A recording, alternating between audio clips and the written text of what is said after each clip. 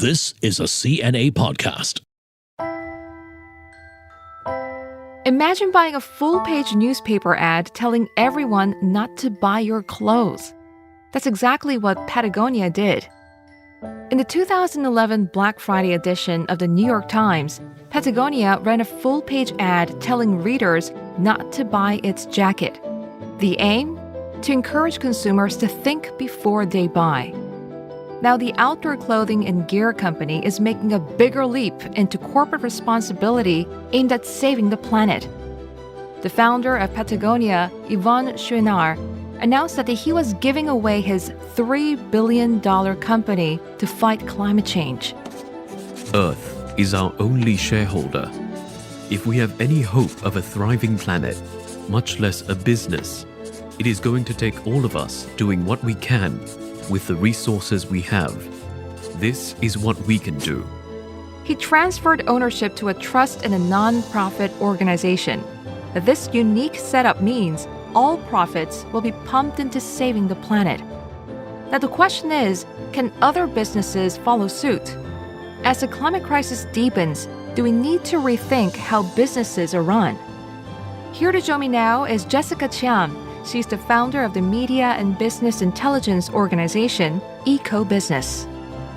Jessica, thank you so much for joining me on the Climate Conversations. Thank you so much for having me. Jessica, was certainly sensational news that made headlines when Patagonia, as the founder, essentially gave away his $3 billion company to fight climate change. What was your initial reaction to the news?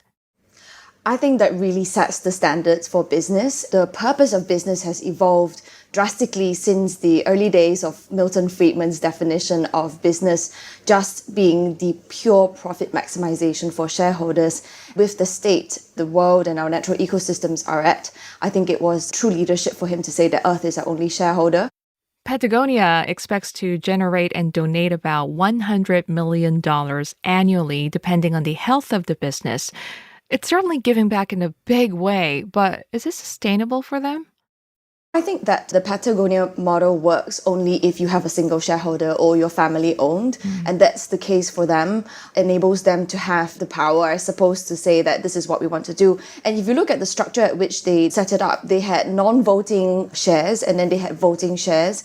And the voting shares were still held with the family. And it's actually very crucial to note that the founder also said that Patagonia will continue to be run as a financially sustainable operation in the interest of reinvesting in the business. So it's not saying that, we're not going to do good business or not pay our staff well or not reinvest in the business, but that any dividends that they pay out will now go to fighting climate change or addressing conservation. And it's worthy to note also that before they made this announcement, they were one of the members of this movement called 1% for the Planet. And it's basically donating 1% of your profit.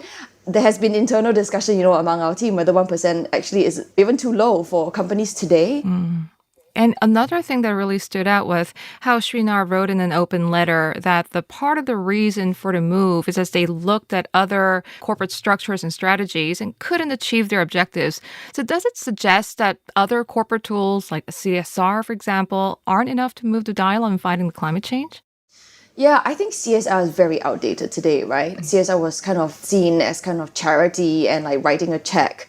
And that type of corporate responsibility today is completely outdated and irrelevant. And I say that because business today really need to be thinking about whether their business is solving an environmental or social problem. And if it's not, then it's part of the problem and not the solution. So what leaders thinking about how they operate their business and how they're contributing to a better society, as cliche as that sounds. And the existing corporate models, I agree with him. If you look at, for example, right now, private and listed companies, public companies now are owned by a variety of shareholders, many of them banking institutions or VCs and PE funds and so on, and their metric really is financial performance. And then you have the retail investors who also want to make a return. Money makes the world go round. I don't think we should be naive in thinking that that will ever go away. But the current structures of corporate capitalism, I suppose, is not really set up for that sort of activity. With public listed companies, at least you get the transparency and the governance because you're required by regulators to disclose on a certain set of ESG metrics. But then if you look at the privately held companies, many of them operate below the radar. Many of them don't have disclosure requirements, and therefore they're very opaque. And many of them are doing things that are not for the betterment of society or the environment. So I think it's quite interesting, this whole framework for corporate structures, and we might see this change actually in the coming years. Absolutely. So Patagonia has certainly raised the bar when it comes to just how far a company can go with its commitment to all things ESG. Do you see more companies following its footsteps? Yes, I see that. It's about a question of the rate of change. I think that most companies today, they know and they can feel that public scrutiny and expectations, and the whole spectrum of companies, right? Everything from social enterprises to privately held to listed companies. I speak to a lot of boards, and it's quite interesting how the boardroom conversations in Asia specifically have changed to actually think about, okay, how are we going to future-proof our business? How are we taking in an internal carbon price? How are we thinking about a net zero pathway? One of the things that I get boards or senior management telling me is like, oh, sustainability is expensive. But really, actually, what's happening is that in the past, businesses have been operating on a balance sheet that has never, ever reflected the true cost of doing business. And that's the externalities, the cost to the environment, the cost to society. So I think we're finally seeing this renaissance where the role of businesses are really undergoing a change. And I say that, but actually at the same time, there is a pushback. If you see in the US, ESG has been hijacked by the political parties. It's become something that's really politically fractious. And some people are saying that ESG is woke and that we shouldn't be confusing the role of business, which is to generate economic growth and jobs. And yes, businesses are meant to do that, but not just that. So I think this whole conversation is very interesting. It certainly is. And you mentioned companies getting a lot of attention, but does this option apply for companies that aren't as big or successful as Patagonia, or will it be reserved for now only for billionaires or their businesses? That's a very interesting question. I think that option is available to any business owner. But I suppose not all business owners have the luxury of having a war chest or deep pockets like Patagonia does. I run a small business as well, and it's very much focused on sustainable development. Ecobusiness is Asia Pacific's largest media and business intelligence platform on sustainability. But we have actually over the years reinvested in growing the business because we're still quite small and we still want to have an impact in the region. But what we did 3 years ago is we set up a foundation, a non-profit called EB Impact, and where we reinvest significant profits into that non-profit. And this non-profit actually hosts programs such as the Sustainability Media Academy that brought together 50 journalists from the region to upskill them on climate change and sustainability reporting. We did a youth mentorship program where we actually got youth together to solve problem statements for Singapore's Green Plan. So there are a variety of ways that businesses can think about how they contribute back or how they play a role and be part of the solution. Speaking of ESG, Jess, the idea of separating environmental, social, and governance concerns from each other has been gaining traction. And would you say the Patagonia's move put that ESG breakup call back in the wild? Yes, absolutely. What they've done really is to put it right back in the global conversation around what is the purpose of business. And you have seen, many business schools and even professors questioning the validity of ESG, right? Some professors have gone to great lengths to publish misguided studies that show that ESG doesn't generate alpha or that ESG does not have a strong correlation to financial performance. But actually, if you look at it, it does. BlackRock, for example, Larry Fink has come out very strongly to say that they've done their own internal research, and ESG strong companies do perform better in terms of stock market price, in terms of risk management, in terms of governance. So I think that absolutely in this age of so much misinformation and noise, it's very important for us to keep our eye focused on what is it that we're really debating, and that is the role of business.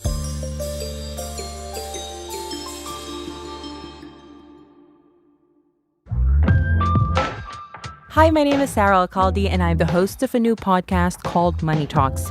Yes, we will be talking about money, but more than that, we'll also be talking about life, personal choices, lucky breaks, and how money is the thread running through it all. So look out for our episodes wherever you get your podcasts.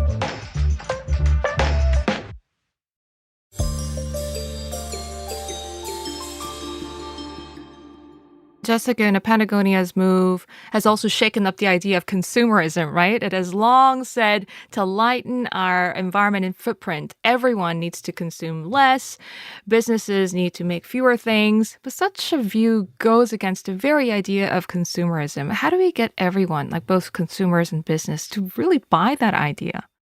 One of Patagonia's greatest successful campaigns was actually this image of their jacket, and it says, "Don't buy this jacket." It was wonderful and so genius because at the same time, Patagonia is promoting how they're a responsible company and they sell high quality products. But at the same time, they're also reminding consumers, actually, you don't need to buy this jacket if you don't really need it. And I think that is really so enlightened in terms of how we should think about responsible consumption and production, which is obviously one of the key SDGs in the 17 Sustainable Development Goals. And consumerism is a hard one to crack because to live is to consume. And to live means you have a carbon footprint. But how do you then manage this carbon footprint? How do you support companies that actually have thought and are very considered about the footprint of their products and services? I think that's where consumerism really comes in, and that we really should be encouraging consumers to be buying thoughtfully, to be supporting the brands that are doing a good thing. Since you mentioned Patagonia's campaign, which is very interesting, that Don't Buy This Jacket campaign back in 2012, it actually led to 30% sales hike. And then there's this 2016 Black Friday pledge to give all the revenue from that day to environmental protection groups. That led to 5 times higher sales at $10 million. How would you explain this phenomenon? That's the genius of it, right? It's kind of like discouraging consumption, and because they've discouraged consumption, people are like, oh my God, I need to buy that jacket. I really want to support this company.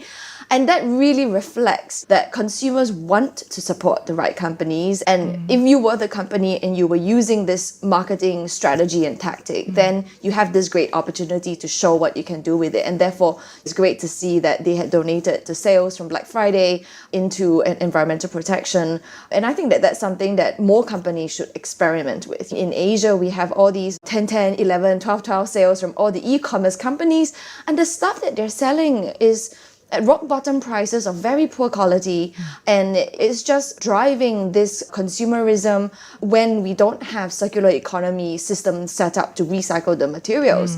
So for anybody who's taking part in those campaigns, I would say try and think about whether the product that you're buying is something that's high quality, that's going to last, and it's a purchase that's been thoughtfully considered. Just what are your thoughts on those who argue that instead of placing the responsibility on citizens to stop consumption, perhaps a Don't Produce This Jacket campaign could be more effective in saving the planet? What do you say to that? Do they have a point? Yes, actually, they do have a point. It is a very difficult conversation to have because businesses exist because they want to do business, right? And with all shareholders and all management and directors, they're thinking, okay, how can I increase revenue? How can I increase my impact? Because to have impact, you need to have scale. But there is this conversational tension between the consumer and the business. And really, if a consumer, for example, wants to fly to a place, they shouldn't be made to feel bad that they want to travel, because travel is a very innate human instinct. But they don't have options for them to travel in a green way. Now is actually getting better where you can offset your carbon footprint and so on. But the entire aviation, energy, shipping industry, the industrial systems of the world are still very much addicted to the fossil fuel industry, which is obviously causing climate change and so on. And so consumers don't really actually have a choice. But at the same time, we need to keep the lights on, hospitals need to run, schools need to run. So what is this transition that we need to enable? And I think that's where many environmentalists and people who work in sustainability, they get accused of being too naive and being too idealistic, because today we still have this need, and this need is going to be fulfilled by this industry. But the conversation really is about where do we want to be in 10, 20, 30 years' time. I just saw headlines today that in 2100, the sea level is going to be much higher in terms of sea level rise, and all the Pacific Islands would disappear. So we know what's going to happen. How are we enabling this transition to happen faster? And how can we all be constructive voices in this debate? I think that is super important to note, because I can hear the extreme left and the extreme right putting out their views, and it's quite toxic. It doesn't really help global society get to a better place at a faster rate. So yeah, I think it's super interesting. Yeah, indeed. And Jessica, you yourself started Eco Business back in 2009. It started as a little passion project of yours to write about sustainability issues. Now, 13 years on, it's still going strong. How do you balance the needs of ensuring the financial on the sustainability and viability of our company with the focus on sustainability issues? I was an accidental entrepreneur. I started Eco Business because I really wanted to write about these issues and I didn't feel like they were getting the light of day in Asian media. And over the years, we've had expectations from our shareholders, but great support from them as well, who have acknowledged that we're not just chasing financial metrics. And in fact, the impact or the KPIs that we have for the team is not just financial viability, but also how far our content goes or what policies have they changed and what businesses have they changed. But it's quite interesting because there's this spectrum, right? And everyone falls differently on that spectrum on how fast we need to run. Within even my own team, there are differing opinions as to which corporates, which governments to work with and how we generate revenues. I wish that we had like a big foundation funding us like Patagonia, but in reality, we're still funded 80% by corporates and I have wages to pay, good journalists, good people, good talent. They need to be fairly compensated. So I think for all business owners, they face this challenge of having to be financially sustainable, but then being positively contributing to society in some way. But the great thing now is that because the role of businesses have evolved so much and people understand that, you see a lot more support, whether it's in the investors and the shareholder, the financial community, but also in your readers and in your consumers. You're starting to see the support for that. So my hope is that that will be accelerated. So, Jessica, this is a question for you. I mean, what are some of the personal habits that you have adopted when it comes to being more sustainable as an individual? Eco Business has been carbon neutral since 2017, and I've translated that carbon neutral mission to the family as well. So within my family, we try and live as low carbon as we can. Of course, that's impossible, right? I have 2 kids, and when I travel, offset the footprint. And a lot of individuals who want to support sustainability initiatives, they have to grapple with how do I best do it. I've moved to a more plant-based diet because high meat consumption is also got a high carbon footprint. And there are a variety of ways that individuals can contribute. I find that sometimes that conversation around personal footprint tends to get quite problematic because people start judging each other. So I would like everyone to feel like whatever they can do, feel empowered by doing it, and then start thinking about, are there initiatives that they can support that can offset their footprint or other ways in which that they can actually contribute. And I think that's very important. Yeah, absolutely. And Jess, before I let you go, what do you see as the future of businesses in this climate-stressed world? Is it about giving back, doing our part as individuals and organizations, or is it about focusing on green businesses that seek to combine profit generation with sustainable goals? I think it's all of the above. It's a question about first being aware of the issues that we are facing today as a society. I don't know if you've watched the documentary Don't Look Up, where there's like a huge media coming. I think it was Leonardo DiCaprio and Jennifer Lawrence. They play this scientist pair. And it's hilarious, right? The media is coming and nobody wants to look up. And I feel like that actually is our biggest danger, that we're not aware of what's coming and therefore we can't act on it. And I think that transition from awareness to action is what we really need to work on as a society, as a company, as anybody in a position of influence. And then this whole climate narrative about saving the earth is also a little misguided because the earth is going to be fine. Even if it resets, right, it's going to be fine. It's actually humanity that we are trying to save. It's us. So I think there's a lot about the narrative that needs to be a lot more constructive. But I'm quite optimistic that we are kind of on that path. And obviously, as an optimist, I hope that that acceleration we can see coming forth. But that requires all of us who have a voice to actually say something about it or feel like they can be part of the collective action.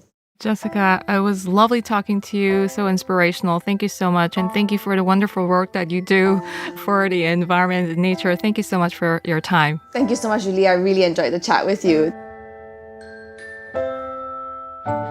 Well, thanks for listening to the Climate Conversations. The team behind this podcast is Jacqueline Chen, Joanne Chen, Daniel Lee, and Crispina Robert.